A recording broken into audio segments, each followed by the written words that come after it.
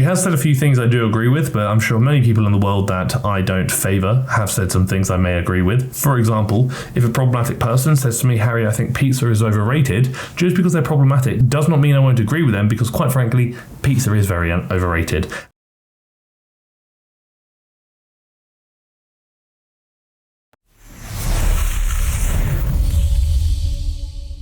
I feel like I've probably done this every year, but I aim for the last video of the year to be a bit of a roundup where I discuss most of the content creators I've looked at previously throughout the year, and I give my recommendations going into the new year regarding who I believe is worth following and who I'd maybe probably steer away from. Again, that's based purely on my opinion and also purely on the limited information and content I've seen created by them. Maybe if I knew more and had seen more, I'd have a different opinion, and you certainly don't need to share my opinion. So that's what we're going to do today. We're going to do a tier list, and we've got 5 major tiers here. We're looking at the source, which is the top tier. We've got worth a tickle, which I would deem to be good. We've got existing, which means neither good nor bad, or I'm uncertain. They're just neutral. Not a pickle, which I'm going to say is probably not living up to a standard I would deem to be worth consuming. And we've also got heartbreak is real, the ones that really disappointed me this year, and the ones that I maybe hoped would be better or do better, but instead left me contemplating all the mistakes I've made and what I did to deserve being heartbroken by them. And if you agree with anything I'm saying, I would very much appreciate it if you did click the subscribe button down below, because it does really mean a lot and it helps the channel. And we've got some big goals for next year, so you subscribing to the channel, which most of you have not, would be so bloody fantastic. I would very much appreciate it. It's not going to be a long video, hopefully. I say every video, and it usually is because I waffle a lot, but we're going to go through them. Starting off strong straight away with Linda Sun. Tricky one, torn between not a pickle and heartbreak is real. I lean to not a pickle because she's not producing and spewing huge amounts of misinformation, but I do believe some of her content can be problematic, and it is very repetitive and oftentimes it's a little bit judgy. You know, she broke my heart a few times this year, I'll be honest with you. I cried a few tears over this, so I'm going to say heartbreak is real. Caroline. Someone's going to come at me saying, oh, Caroline's not on YouTube anymore, why are you even looking at her? Because I've looked at her this year. Caroline is arguably one of my favourite content creators from the home workout scene, and I think many of you would share that. To be honest, she's bloody fantastic in the world of home workouts, although she has left the YouTube machine. Pamela, gonna be honest with you, not a pickle. She's not the worst thing I've ever seen in the world, I'll be honest. She doesn't produce mass amounts of harmful or problematic content in my opinion, but there is a lot of misinformation and also a lot of outdated information, and her workouts I'm sure will have some uses for some early beginners, but quite frankly how effective they are is going to be pretty limited due to how she creates them. Mia will say, I'm going to be honest, I've only seen 1 or 2 videos of hers as she was promoting the carnivore diet or an animal-based diet or something. I'm going to say not a pickle. She has the potential to be heartbreaking, I'll be honest with you, but she also has the potential to maybe not be. I just don't know enough about her. I'm kind of torn between existing and not a pickle, and because of the whole carnivore animal-based diet situation, I'm going to lean to not a pickle. Lean beef patty I actually do think is fantastic. I think she creates a lot of good content and she workouts pretty well. Sure, her workouts don't necessarily align with me and my preferences, but it doesn't mean they're bad. I think of all the creators online, she promotes resistance training in women, which is fantastic. She promotes getting stronger, I love that. She resistance trains well, and she actually seems to care about what she's doing and also take it bloody seriously, which I really respect. I think she's a really good one to follow. Zoe has broken my heart to her. She has said a few things I do agree with, but I'm sure many people in the world that I don't favour have said some things I may agree with. For example,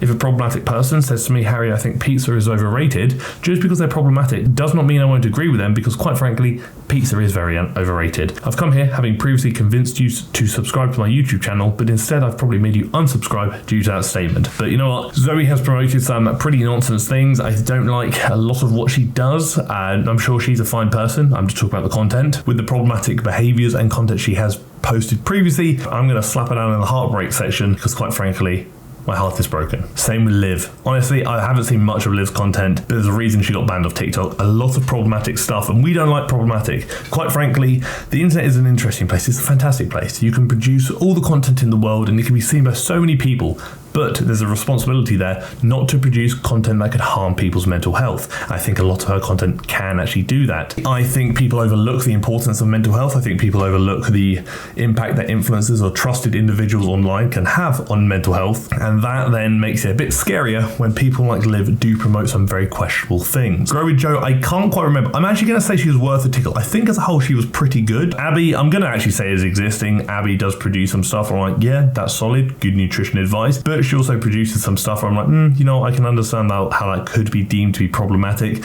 So quite frankly, that's not I don't think she has some harmful content. That is actually just I don't know, I need to investigate further. Sydney she's kind of here. I say, you know what, I'm actually going to say Sydney's probably out there. Sydney's probably one of the better home workout creators online. I think she produces some great stuff. She very much encourages resistance training, and she does encourage a lot of fundamental principles, which would include things like progressive overload. So I like Sydney. She can stay. MDJ Fitness, I cannot remember. Did I like her, or I think I want to say she was really good. No, I'm going to put it there. She is really good. She does promote a lot of good stuff, but firstly, I don't know enough about her to really put her up here. These individuals I have looked at for a couple of years now, but I do believe she was promoting some interesting stuff about left, right training, like left side, then right side, then left side, then right side, and then into some bilateral supersets. It was like unilateral to bilateral. I remember not agreeing with that. She promotes resistance training. She does well. She lifts well. And I think she does have some really good content, but there were just a few things I remember saying that were outdated and not quite good source. Gains by Brains, I'm going to put up there as well. She lifts well. She has some good content, but same sort of thing. Does promote some stuff I wish she wouldn't promote, and should probably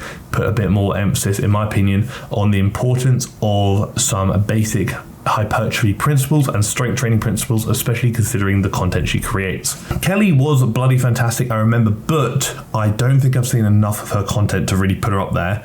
But I do remember it being really good. So she's definitely one I would consider looking out for. I was a fan. Will doesn't really produce the kind of content I would like to watch. He produces kind of more viral content now, which I respect. But his training is solid. He's got good work ethic. He seems like a really nice guy. It's not someone I consume massively or have consumed massively for review purposes. So I can't really put him in the top, although I'm sure he probably would be if I were to watch him more. Julia, I'm going to say not a pickle. Yes, fantastic physique, does well, clearly does something right, but she got really upset with me for saying she wasn't natty, and she blocked me, I believe. She also doesn't train particularly well, which is going to be crazy. Everyone's like, she's an IFBB pro and you're not. If labels and qualifications were that relevant and important and should essentially automatically result in you trusting somebody, then all those doctors I've previously reviewed that push awful diets should now by default be placed up there, but they're crap. And just because they're a doctor doesn't mean they're not crap. Just because she's an IFBB pro doesn't mean she promotes extremely valuable content that cover a lot of the fundamental principles surrounding resistance training, because quite frankly,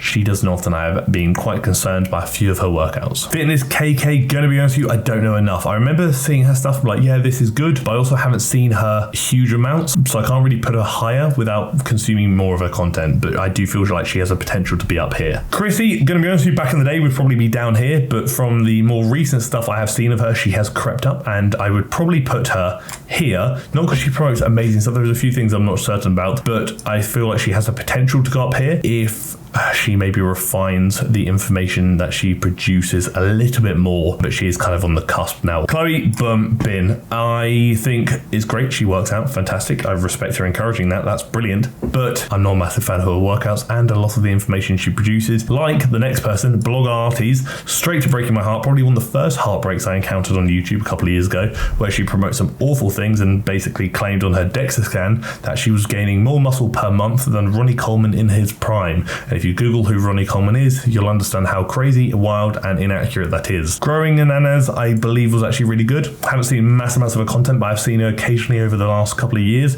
I believe she's got some good stuff, and I believe we spoke on Instagram or in the YouTube comments once, and she said she liked my pineapple hat. LiftWSarah, I haven't seen much of, and I feel like she actually has the potential to be up here. I remember her being really good, and I was really impressed with it. I just haven't seen enough to basically say, wow, she's amazing. But I'm sure if I do see more of her content, she would probably be up there. I may be wrong, but we'll see. I'm going to butcher this name. I can't remember how to pronounce it. I even Googled it before. Sanne, and I did a few bits and bobs on her, which was promoting that model lifestyle and diet, and I remember it being crap, but I may be wrong, and I think she could be placed down there, maybe even there, maybe up here, but I'm going to say for safety, not worth considering in my opinion. Heather, I think is good. I think Heather is again one of the bigger home workout creators and has potential to be a bit higher, but I don't think she's quite on Carolina Sydney's level personally. I do think she's fantastic, but I don't think she's quite up there, although that may change in the years to come, who knows. Natacha, I think, most people would probably put her up there. I would probably agree. I think she's very science-based, which I really appreciate. I think she promotes some really good content. I think she's non-problematic. I think she encourages a really good message that is oftentimes supported by fact and science. And there's two things I like: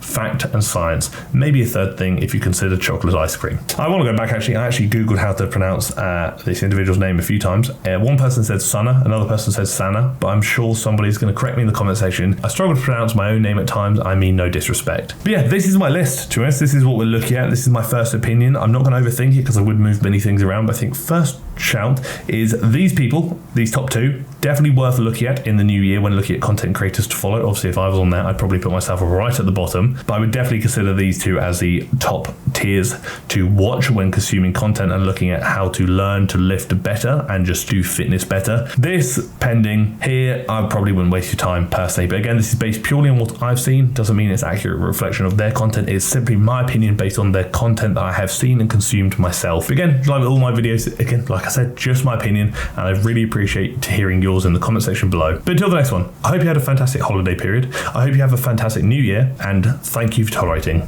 the video.